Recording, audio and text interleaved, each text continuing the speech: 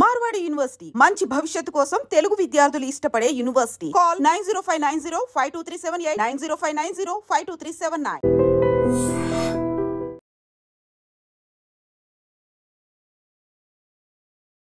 Just పెళ్ళై 21 రోజులు మాత్రమే అవుతుంది. నవవధువు ఆమె ఆత్మహత్య చేసుకుంది, అది అత్తగారింట్లో.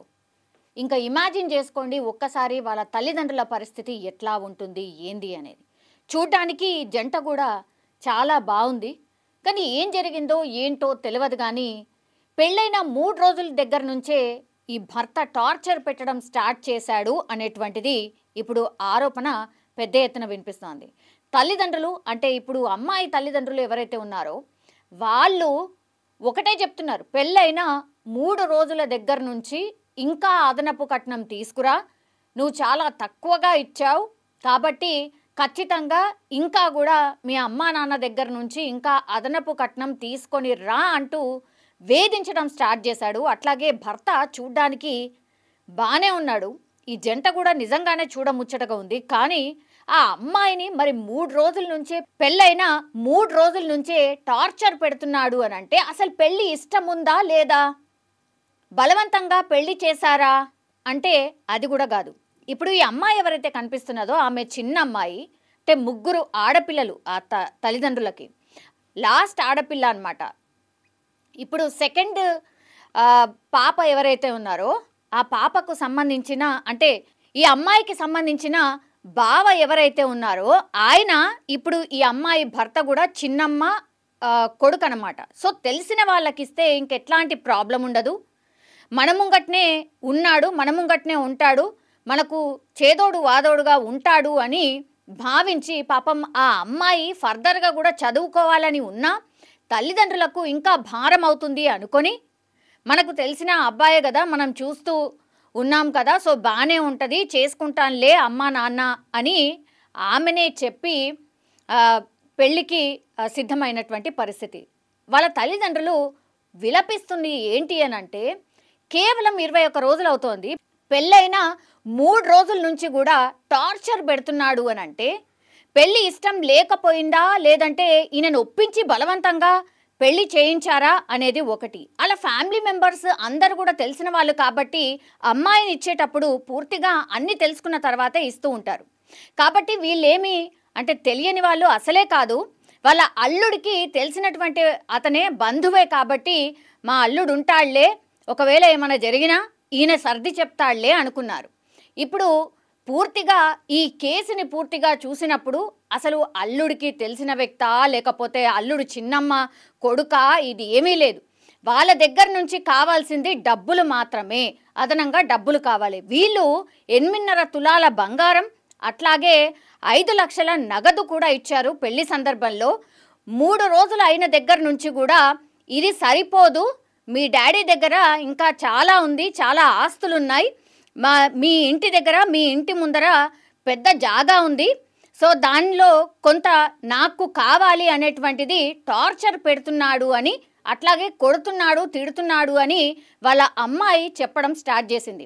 అయినా సరే ఇంత తొందరగా ఇట్లా అడగడానికి కూడా ఉండదమ్మా, కేవలం 21 రోజులు మాత్రమే అయింది, చూద్దాము, అల్లుడికి కూడా చెప్పి చూస్తాను అని అంటే ఇప్పుడు ఈ సెకండ్ అల్లుడు ఎవరైతే ఉన్నారో అతని ద్వారా కూడా వీళ్ళకు కబురు పంపించడం జరిగింది. అప్పుడు ఇంకా శృతి అమ్మాయి పేరు ఎవరైతే చనిపోయిందో ఈ అమ్మాయి పేరు వచ్చేసి శృతి, ఆమెను ఇంకా టార్చర్ పెట్టడం, ఆ తర్వాత నానా మాటలు అనడం చేశారు.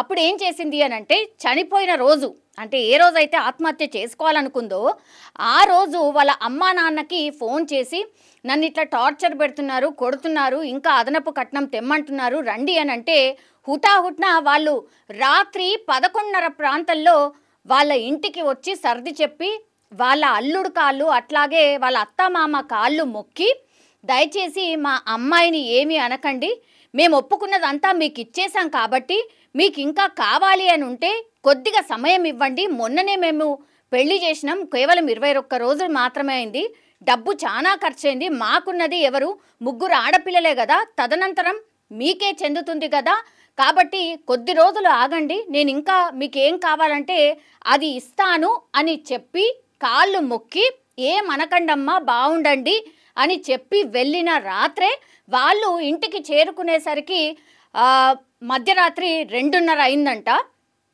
తండ్రి అండ్ తల్లి విలపిస్తున్నటువంటి పరిస్థితి. 2:30 ప్రాంతంలో మేము చేరుకున్నాం. ఆ తర్వాత పొద్దున లేచి మేము మా పనిలో మేము నిమగ్నమైనాం. 6:15 మాకు వాళ్ళ అత్తగారి దగ్గరికి వెళ్ళి ఫోన్ చేసిండ్రు, ఇట్లా మీ అమ్మాయి పని అయిపోయింది, మీ అమ్మాయి చనిపోయింది, బాత్రూంలో ఉరివేసుకుంది అని. అసలు ఇంకా ఏమీ ఆలోచించకుండా వెళ్ళి చూసేసరికి ఇంటి ముందర అసలు అనాథ శవాన్ని ఎలా అయితే పండబెడతారో అట్లా ఆ అమ్మాయిని అంటే కనీసం ఇట్లా మనం పైన ఒక మృతదేహానికి మనం కనీసం ఓ బెడ్షీటో ఏదో సంథింగ్ కప్పి ఉంచుతాం, కనీసం అది కూడా లేకుండా ఎండలో అరుగు మీద మా అమ్మాయిని అనాథ శవంలాగా వదిలేశారు. కాబట్టి మేము ఒకటే అంటున్నాం, ఆమె చేసుకుంది ఆత్మహత్య కాదు. ఎందుకంటే వాళ్ళ బాత్రూంలో మనం చూసినా కూడా హైట్ చాలా తక్కువ, అసలు ఉరి వేసుకోవడానికి ఆమె కాళ్ళే అందుతాయి. అండ్ అట్లాగే ఉరి వేసుకున్నప్పుడు కనీసం నాలుక బయటకు రావడమో ఇట్లాంటి ఏవో ఉంటాయి కదా, అసలు అవి ఏవీ లేవు. పూర్తిగా మెడ మీద ఇట్లా చేతులతోని నొక్కినట్టుగా స్పష్టంగా కనిపిస్తుంది.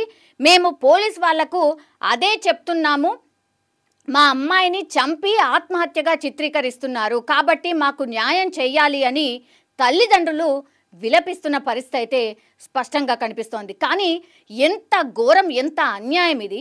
21 రోజులు మాత్రమే అయింది మ్యారేజ్ అయ్యి, అప్పుడే అదనపు కట్నం, అసలు కట్నం ఇవ్వడమే నేరం నిజం చెప్పాలంటే. అయినా సరే మన దగ్గర అదో తంతులాగా నడుస్తూనే ఉంది. ఎందుకంటే కంప్లైంట్ ఎవరు చేయరు, ఆ తర్వాత అట్లా నడుస్తూనే ఉంటుంది. కానీ నీకు కట్నం ఇచ్చిన తర్వాత కూడా ఒక అమ్మాయిని చంపారు అని అంటే ఎంత దారుణం. ఆమె ఆత్మహత్య చేసుకున్నా సరే నిజంగా ఆమెను చంపారనే అనుకుంటారు, చంపారని నేను కూడా అంటాను. ఎందుకంటే 21 రోజులకి అసలు ఆ పిల్ల గురించి మీకు ఏం తెలుసు, ఆమె ఎట్లా ఉంది, ఎట్లా ఉంటుంది అని ఏం తెలుసు, ఎన్ని కలలతోని మీ ఇంటికి ఆమె వస్తుంది అంటే ఇంకా జీవితం మొత్తం మీతో పాటు ఉండేటువంటి పిల్లని అంత దారుణంగా హింసించి కొడుతూ 21 రోజులకే అమ్మాయి చనిపోయిందంటే మీరు ఏ రేంజ్లో టార్చర్ పెట్టారో దీన్ని బట్టి అర్థం చేసుకోవచ్చు. 21 రోజులలో చాలా టైమ్స్ ఆమె ఫోన్ చేయడం, తల్లిదండ్రులు వెళ్ళడం, ఆ తర్వాత చూసుకోండమ్మా కొంచెము దయచేసి, కేవలం 21 రోజులకే ఇట్లా ఇవన్నీ తెలిస్తే మా ఇజ్జత్ పోతుందమ్మా, బయట లోకమంతా ఘోరంగా మాట్లాడుకుంటుందమ్మా, కాబట్టి కొంచెం ఓర్చుకోండి. నేను మీరు అడిగినటువంటిది, మీరు అడిగేది 5 లక్షలు 10 లక్షలు అయినా అందులో నుంచి ఎంతో కొంత సర్దుబాటు చేస్తాను, ఇప్పుడే కదా మ్యారేజ్ అయింది, కొంచెం మాకు కూడా టైం ఇవ్వండి అని రిక్వెస్ట్ చేసినా కూడా తండ్రి మాటలు కానీ తల్లి మాటలు కానీ పట్టించుకోకుండా ఆ అమ్మాయి పూర్తిగా చనిపోయే వరకు మీరు వదలలేదు అని అంటే అసలు మీ మీద ఏం కేసులు నమోదు చేయాలి? ఇంత ఘోరంగా ఇట్లా అంటే డబ్బేనా మొత్తం సర్వీసు, ఇంకా ఏం లేదా? మనుషుల మధ్య ఏముండదా? కేవలం 21 రోజుల మ్యారీడ్ లైఫ్లో ఆమెకు చూసింది కేవలం నరకం మాత్రమే. పాపం ఆ అమ్మాయి తప్పు ఏముంది? ఆ అమ్మాయి తప్పు చేయకుండానే ఇప్పుడు చంపేశారు అనొచ్చు, లేదంటే చనిపోయిన పరిస్థితి ఉంది. సో దీన్ని నిజంగానే ఇట్లాంటి కేసెస్ని చాలా సీరియస్గా తీసుకోవాల్సిన అవసరం ఉంది. అట్లాగే వాళ్ళ ఫ్యామిలీ మెంబర్స్ ఎవరున్నా సరే, వాళ్ళకి అక్కుందా, తమ్ముడున్నాడా, లేకపోతే చెల్లి ఉందా, అత్త మామ, అట్లాగే ఈ ఎవరైతే టార్చర్ పెడుతున్నాడో భర్త, నిజంగా భర్త అనడానికే లేదు, ఆయన భర్తలాగా బిహేవ్ కూడా చేయలేదు. సో చూడ్డానికి అంత బాగానే ఉన్నాడు, కానీ ఈ టార్చర్ ఏంటి అనేది కూడా, ఇది ఎక్కడ జరిగింది అంటే అమ్మాయి పేరు వచ్చేసి శృతి. ఈమె పెద్దపేట గ్రామ పంచాయతీ పరిధిలోని గొల్లపల్లి గ్రామానికి చెందిన ఘర్షకుర్తి సాయికి ఇచ్చి ఈ నెలనే అంటే గత నెల 16వ తారీఖున వివాహం అయితే జరిగింది. వరకట్నం కింద వీళ్లకు ముట్ట చెప్పాల్సినవి అన్నీ ముట్ట చెప్పిండ్రు. అమ్మాయికి పాపం జాబ్ వచ్చినా సరే పాపం ఎందుకులే జాబ్, నేనేం చెయ్యను నాన్న, సరే ఇంకా పెళ్లి చేసేసి నేను కూడా వెళ్ళిపోతాను అనేటువంటి మాట. ఆమె ఒక సంబంధం వచ్చింది ఇట్లా అని అంటే సరే అని ఒప్పుకొని చేసుకున్నందుకు ఇప్పుడు ఆమె శవమే మాకిచ్చారు అనేటువంటిది పాపం తల్లిదండ్రులు విలపిస్తున్న పరిస్థితి అయితే కనిపిస్తోంది. కానీ ఒక మంచిర్యాల జిల్లా హాజీపూర్ మండలం పెద్దంపేట గ్రామ పంచాయతీ పరిధిలో జరిగినటువంటి ఇన్సిడెంట్ అన్నమాట ఇది. ఇప్పుడు గ్రామస్తులు చాలా అంటే ఇట్లాంటిది ఎవరైనా సరే మన ఇంట్లో ఆడపిల్లలు ఉన్నారు కదా, మరి మనకు కూడా తెల్లవారి ఇట్లా జరిగితే ఎట్లా అనే మాకొచ్చిన ప్రాబ్లం లాగానే ఫీల్ అవుతున్నారు ఆ గ్రామస్తులంతా కూడా.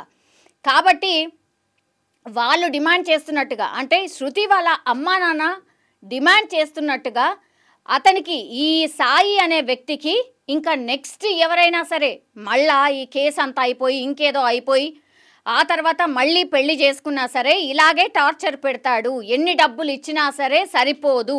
సో ఇంకో ఆడపిల్లకు అన్యాయం జరగకూడదు అని అంటే కఠినంగా శిక్షించాలి, ఎట్లయితే మా అమ్మాయి చనిపోయిందో అట్లాంటి శిక్షే వాళ్ళందరికి కూడా వెయ్యాలి అని ఇప్పుడు శృతి వాళ్ళ తల్లిదండ్రులు కోరుతున్న పరిస్థితి కనిపిస్తోంది. కానీ నిజంగా ఫస్ట్ మనం మనుషులమా కాదా అనేది గుర్తుంచుకుంటే అసలు ఇట్లాంటి కావేమో అని అనిపిస్తూ ఉంటుంది. అంటే కొన్ని సంఘటనలు నిజంగా ఎంత ఘోరంగా ఉంటున్నాయంటే 21 రోజులు మ్యారీడ్ లైఫ్, పాపం ఆమె ఏం చూసింది, ఏం చూడకుండానే నిర్దాక్షిణ్యంగా ఆ అమ్మాయిని చంపేశారు. కాబట్టి నిజంగా న్యాయం జరగాల్సిందే, న్యాయం గెలవాల్సిందే.